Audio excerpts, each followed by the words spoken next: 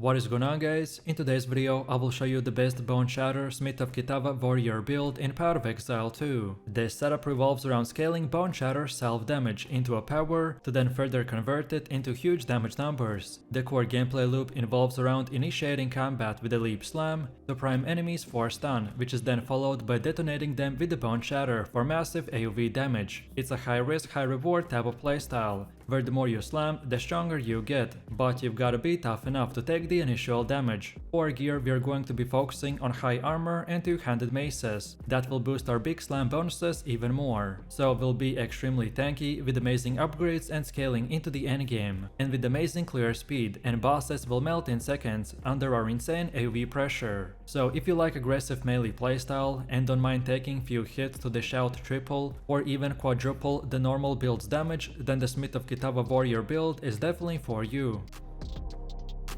So let me show you the build, and for the main class we are going with warrior and our ascendancy is Smith of Kitava. Then for the first skill we have Mace Strike with the support gems like the Ruthless, Overpower and Close Combat. Then second we got the BONESHATTER with the Impact Shockwave, Magnified Effect and Reach. Next we got Infernal Cry with Premeditation and Raging Cry. Next we have Perfect Strike with the Window of Opportunity, Fire Infusion and Execute. Then for the next one we have Herald of Ash with Cannibalism. Next we got Leap Slam with the Martial Tempo, Bring, Holy Descent and Candace. Next we have Scavenge Plating with Persistence. Then also we got Hammer of the Gods with Concentrated Effect, Heavy Swing, Brutality and Fist of War. Next up we have Seismic Cry with the Raging Cry and Enraged Cry. And finally we are using Berserk with no support gems. Most of this setup is structured around spamming BONESHATTER to delete enemies in split seconds, so we use gems and skills that will support and increase their duration, size and damage, while the rest are powerful buffs and utility skills that usually get activated in the background.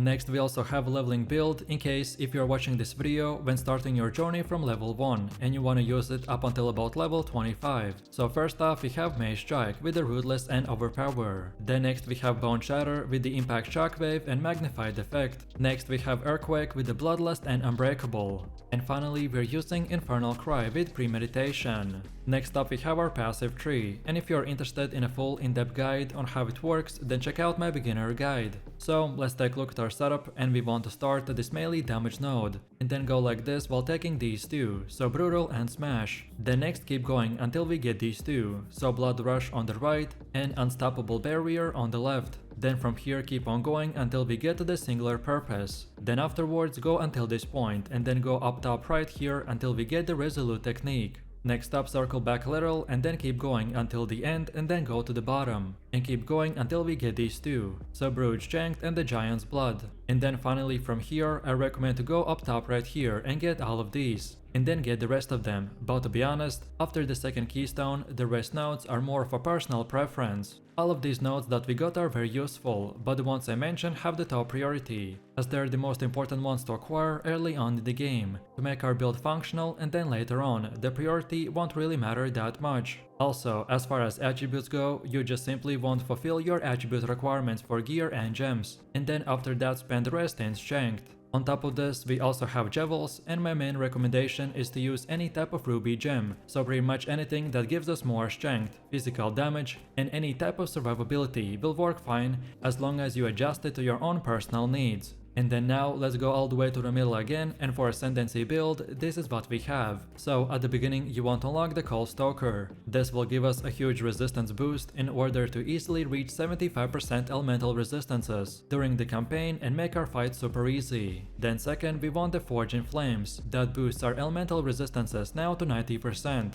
As this new update is much harder, so focusing more on survivability at the start will really pay off later in the game. And then next we want the Smith's Masterwork and go with the leather bindings, Molten Symbol, Glowing Metal and the Kitavan engraving. All of these will give us 5% regen, which makes the boss fights much easier. Then also body armor gives us 25% physical damage from hits, then we get 5% more max fire resistance from armor, and our body armor even further gives us 15% increased max life. And by the way, this website was bugged for some reason, so that's why you can't see that I've selected these Ascendancy nodes on the website.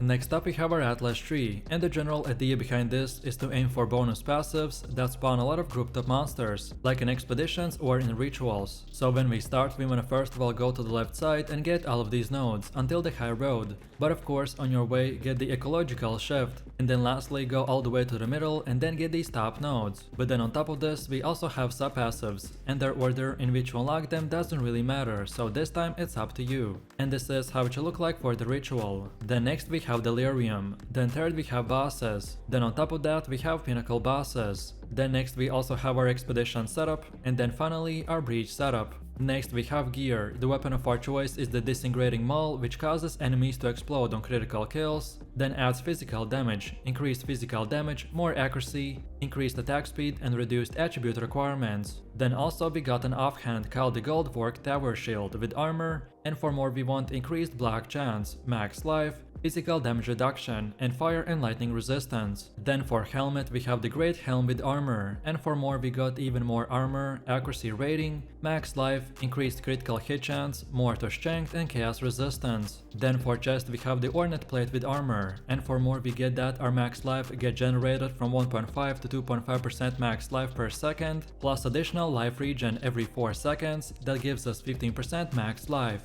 Then also we get even more max life and fire resistance. Then for belt we have the White belt with increased flask charges, max life, max mana, more strength and fire resistance. Then for gloves we get the Empire Grasp with armor, and for more we get increased armor, more strength, gain life every kill and increased global physical damage. However, this unique is not required for this build to work, so if you can afford it or get it, then try to look for something similar. Then for boots we're using the Carved Greaves with armor, and for more we get increased movement speed, max life, max mana, mortar strength and stun threshold. Then for first ring we got the Ruby ring with fire resistance, adds cold damage to attacks, max mana, mortar strength and even more fire resistance. While then for the second one we have the same Ruby ring, but this time with fire resistance, max life, adds physical damage, more to all attributes and lightning resistance. And then finally for amulet we have the Jade amulet with dexterity, max life, max mana, more to spirit, more dexterity and fire and cold resistance. No matter which gear you choose, just at least try to get 75% resistance cap on all 4 elements. This is the best case scenario setup, which should be more of an example of what stats and prefixes to look for. Then next we have runes. During early item progression, most gear should be socked with resistant runes. However, once your elemental resistances have been capped and resistant runes are no longer necessary, then you want to opt in to increase your maximum life with body runes or consider socketing a soul core. So right now on my weapon I got 2 iron runes, then on shield I got 1 desert rune, while on my helmet and boots I got body runes, and lastly for gloves and chest piece we have the desert runes. Then on top of this we need to quickly look into the charms. Charms are incredibly useful, as by having the right one equipped at the right time can save you from dying. If you are struggling with certain bosses, then look into what damage type they're using, and then use that specific charm to increase your resistance. For me personally, I like to use the stone charm for stuns. Then second, get the Taving charm for when you become frozen. And then finally, we want a Metesh charm for chaos damage. But as I've said, which one you choose will entirely depend on the enemies that you are fighting. So feel free to experiment and mix and match. Another important decision is Anointment, so first up we want Relentless. This is a powerful passive node that focuses on enhancing mobility, damage and sustained action during combat, which makes it a great choice for any build that thrives on staying active and engaged in fights. Or then second of all we got Relentless Vindicator. This increases critical hit chance and increases our overall damage, which is also super powerful. And now finally, let's quickly take a look at how this build will work.